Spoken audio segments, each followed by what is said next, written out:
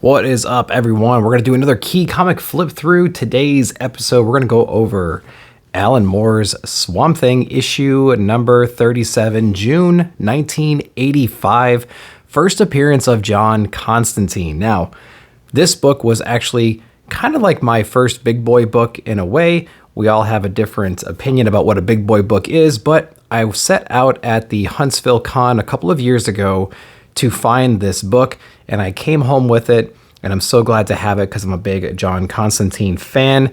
It kind of started back when the movie came out with Keanu Reeves, and it went into the animated stuff. I love his appearances in the different books, his demeanor, his approach to things, always flipping things upside down, pissing everybody off. Really cool character, and we get his first appearance here, so we're going to get into this right now. So again, written by Alan Moore. We have Rick Veitch on here and John Totleben as well. So we're going to dive into this. First off, the cover right here is pretty relevant to the story itself. We have this jungle landscape, of course. We kind of have almost the sun effect over here. Like there's a new rising, right? There's like the spirit of Swamp Thing rising from the decay, this kind of degeneration of maybe a previous Swamp Thing. He's down to like these roots. He's not very green at all. Looks like he's dried up. We have this weird can right here. And then we have like the spirit of Swamp Thing rising into like the sun over here. So I think that's a pretty cool visualization. And as you read this book and as you go through these pages, you're going to really understand maybe like what this is all about. So let's get into it right now. And so this issue is actually coming off of a battle with this character named Nukeface. And Nukeface actually pretty much wiped out Swamp Thing with this radioactive material and basically kind of disintegrated him like an acid kind of a thing. So Swamp Thing is actually kind of missing right now. We don't exactly know where he is. The characters are a little bit confused about where he might be. And what's cool here is that, you know, since Swamp Thing was missing, we have this day marker right here, and this day marker is going to increase. It's kind of like this slow progression day by day of this like regeneration. So there's a lot going on in this first page, and you might not notice it right away, but essentially we have Abby Holland right here. She's meeting with a friend talking about some stuff. He's worried about her. She's worried about some friend that is missing right now or is coming back from vacation, and she doesn't know exactly how this friend is doing. And the friend we're talking about is Swamp Thing in general. So again, we have this can right here, and it's kind of in the middle of the woods, and we have this little sprout right down here, which is a pretty cool little visualization. And I love the composition of this page right here. It's pretty awesome. It has like this circular motif going on, which I think is pretty cool. And again, this little sprout is awesome. That perspective shot is really cool. And it's almost, it's actually represented here as well as a little tiny bean sprout kind of coming back to life. So it's pretty awesome how they were able to visualize that. So really, really cool artistic choices there. But we have Swamp Thing slowly coming back. So as we continue forward, we're going to have our day 2 and day 3 split right here. And this is actually our first appearance of John Constantine coming in. This is set in London. They're at some kind of a disco bar or something like that. John is over here talking to Judith, and he's trying to get information about this supernatural being that was just defeated apparently over in the States. And he's going to different people that he knows in the occult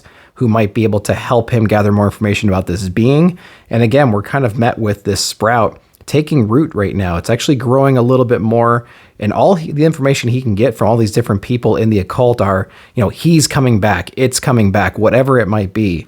Now, Judith here has her own explanation of it. She thinks it's actually some kind of a being, like a black hole kind of a being, and he's coming back. It's nothing supernatural at all. It's very natural, but it is a black hole, and it will destroy everything in theory when it eventually comes around. And so John's trying to take this information with a grain of salt and realizing she might not be the most reliable source of information because she's full of pills and alcohol and drugs and whatnot. And so he knows he has to continue on to get some more information from some other people. And that's on our day 2.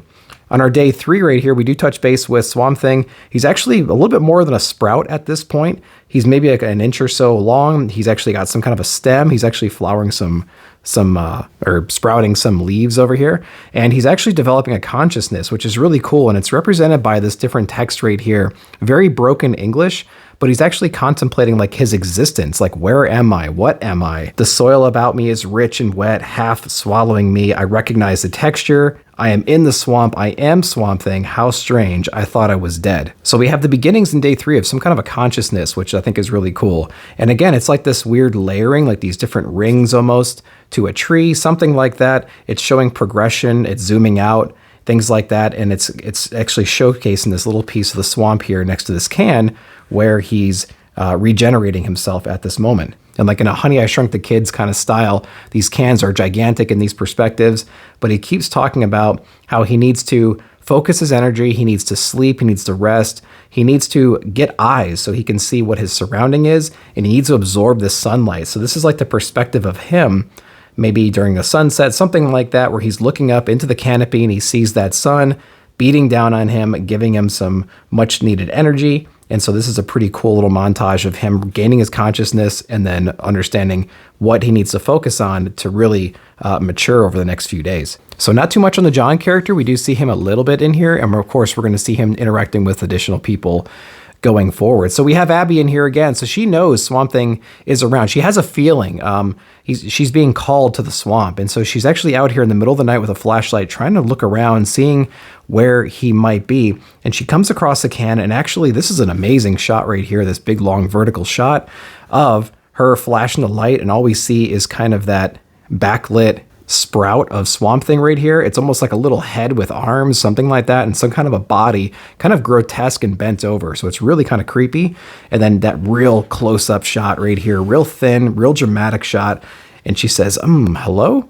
And I think that's a really cool part of the book to be in, because like the next page here, you don't see anything. This is a full page ad. And so it makes you have to flip the page after day 4 to get into the next conversation here. So we got to postpone that little surprise just a little bit longer as we keep going on to day 5. So we see John actually going to another one of his friends. Now I believe he's over in the States at this point. This is Benjamin Cox. He's actually a student, but he's also another guy in the occult. But this guy's actually into a lot of like H.P. Lovecraft, things like that.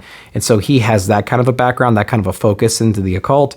And John is using him as a reference, as of like, do you know anything about this guy? Do you know who he is, what his powers might be, anything like that? But everyone just keeps saying he's going to be here in about 12 months. It'll take about 12 months for him to get here. So John's not getting many answers from this guy either, other than he kind of agrees with the other people that he's met so far, like Judith, that something is coming, but nobody really has an understanding of what this something is at this point, just kind of piquing Constantine's curiosity even more. But now getting into day 6 and day 7, this is our growth montage moment here. We have Abby over here kind of watering Swamp Thing in a way, just dousing him with water. Again, all these yellow boxes are inner monologue, and it's pretty funny to hear him talk about stuff like beads of water bursting against my skin, like large, delicate water balloons. She should water the soil and not me, things like that. And then, she's a little bit inexperienced with gardening maybe.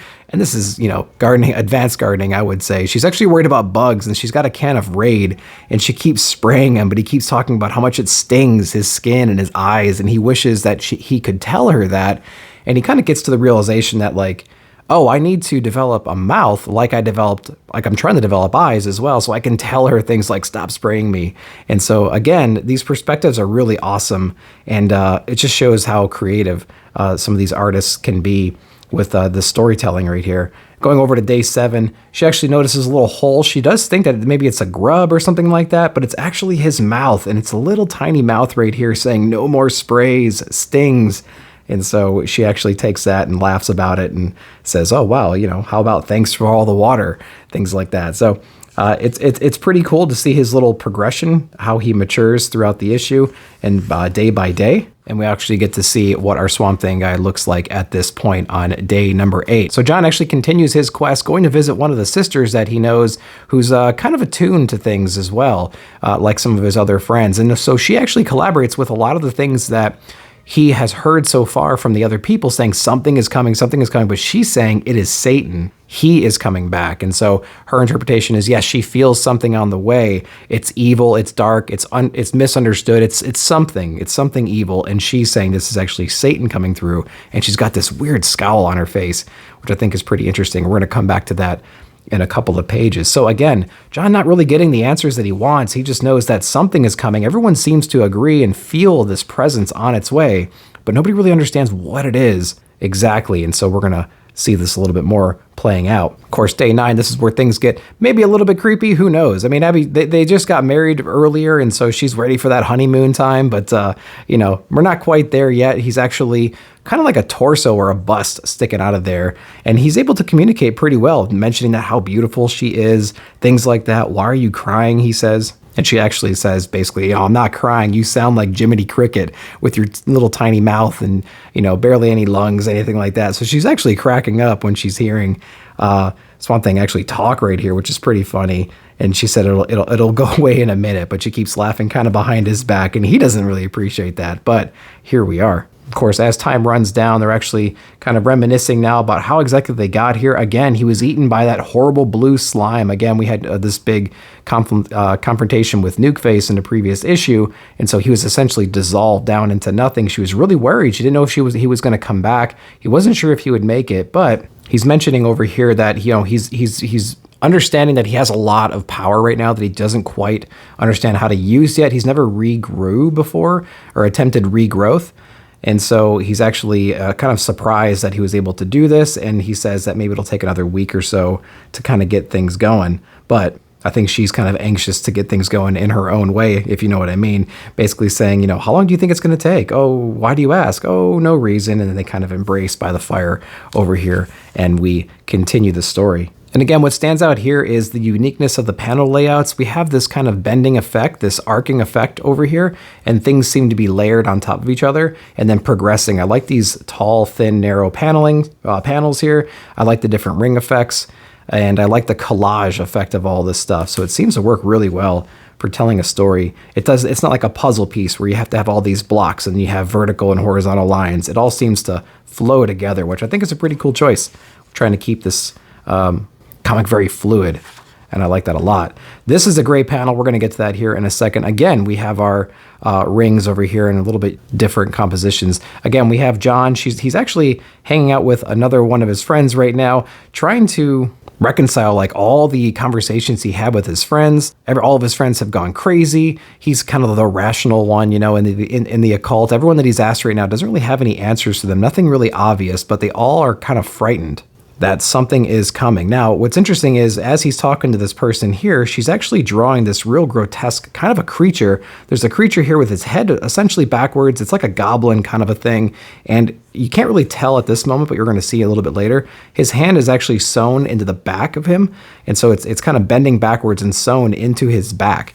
And so this is really weird. You don't really know what this is when you first read it until you get to the later pages, and we're going to see what's going on there in just a moment. But again, we have John kind of confused, thinking that everyone else is crazy around him. He needs to dig into this a little bit more, and we're going to see where that leads him here very shortly. Now, on day 12, this is a really cool page, and when I saw this page, I was immediately reminded of Round V's Swamp Thing run with Spicer and Perkins, and this is a really interesting layout right here. And you can kind of look at this a couple different ways. It's almost like a cross, so you can kind of see that.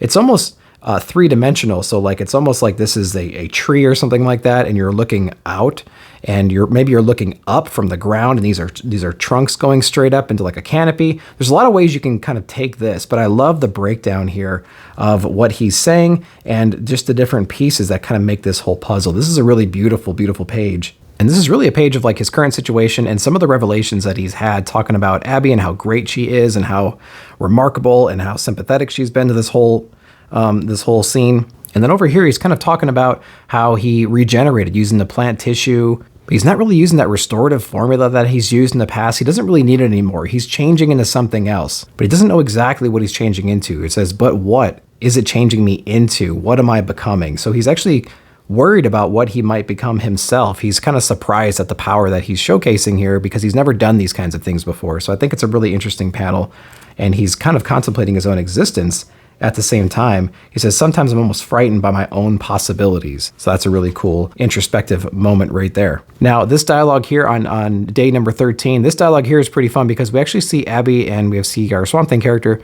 kind of getting back together, and she's trying to help him out. However, she's been helping him out as of late. Now, all this text here is actually John Constantine talking to the artist that he was with the day before, and he's actually saying he has to leave right now. He has to go to Louisiana to go check up on something real quick. And he actually gets in the back of Abby's car right here, scaring her and essentially threatening her to take him over to her new friend in the swamp.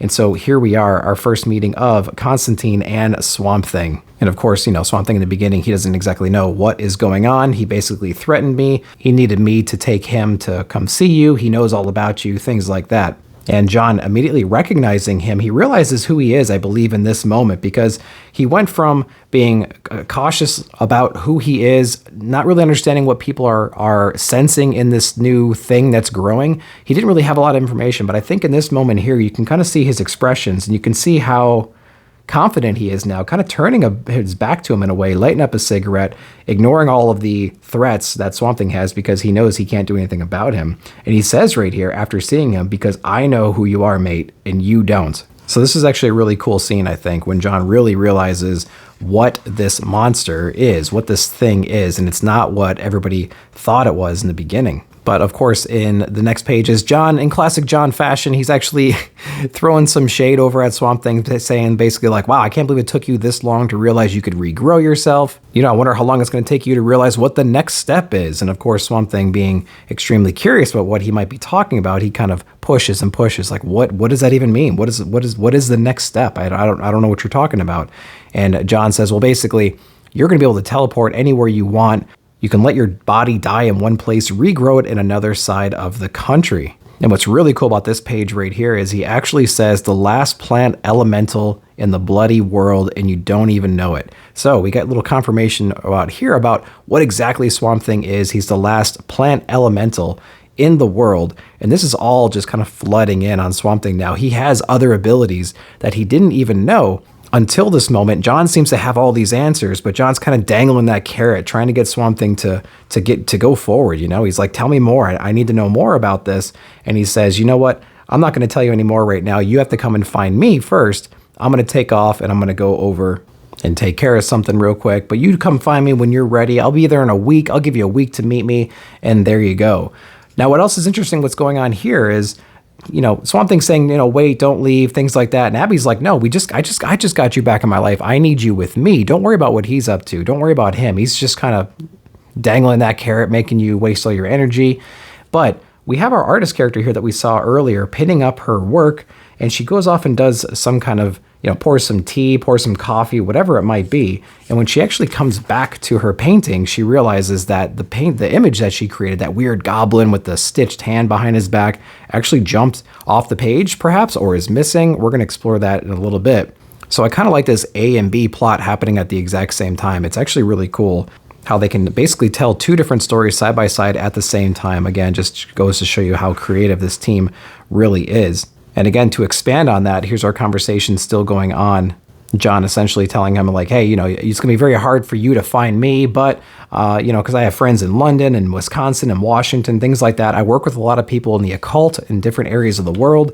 And so I really could be anywhere at any time, but I'm actually going to be in Rosewood, just outside of Chicago. So if you can make it out there, we'll have a little chat. We'll continue this conversation then.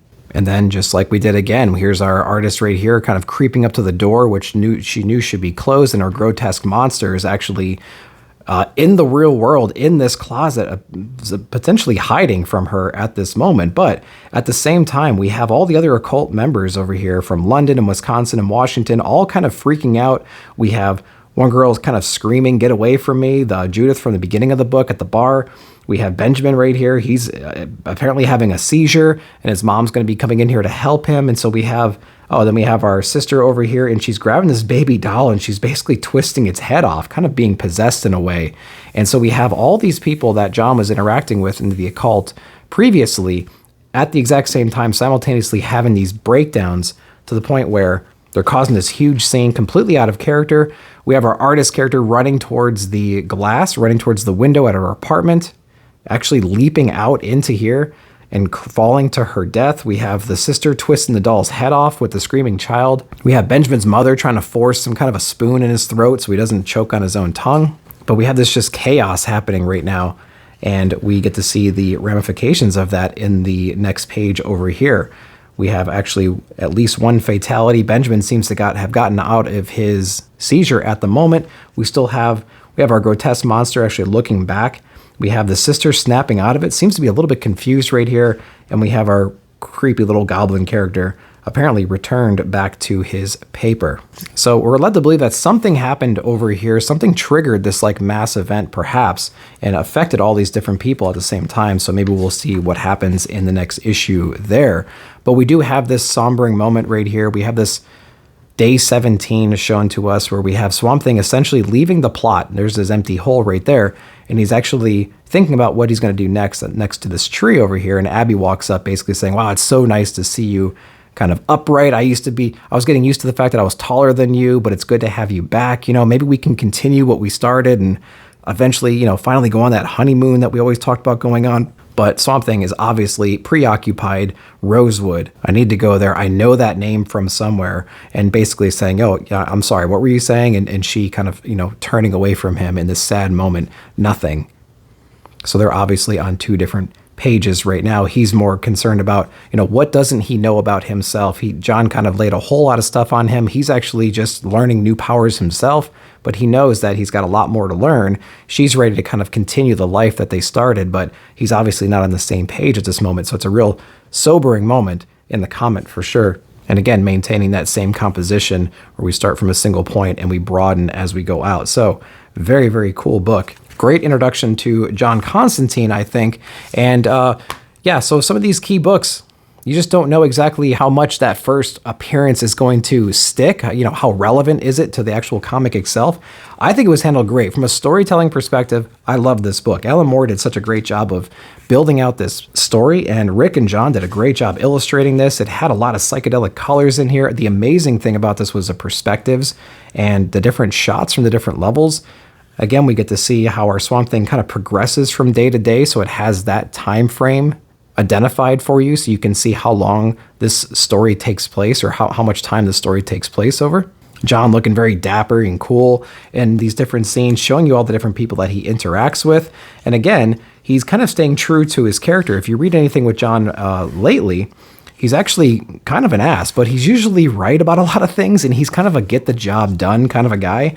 And it really kind of showcases here when he realizes what Swamp Thing is. He kind of turns his back to him, dangles that carrot, only gives him enough to get him hooked, and he knows he's going to be coming after John eventually to get more answers, and John is going to have some kind of a job for Swamp Thing. You know he is eventually. So I just loved that first interaction with them. So I think John was handled very well in this book, and his character has only gotten better since then, and it all started right here in Swamp Thing issue number 37 from Alan Moore. But guys, go down below in the comments, let me know what you thought about this issue right here. If you've read more Alan Moore Swamp Thing, let me know how the overall arc is. I do have a volume 1 I want to get into at some point, and after reading this, it makes me want to do that even more. But go down there and let me know what you thought about this issue. But as always, I hope you appreciated that video. Like, subscribe, and share. Hit that bell notification to be alerted of other key comic flip throughs. I appreciate you watching the video. I'll see you all down below in the comments.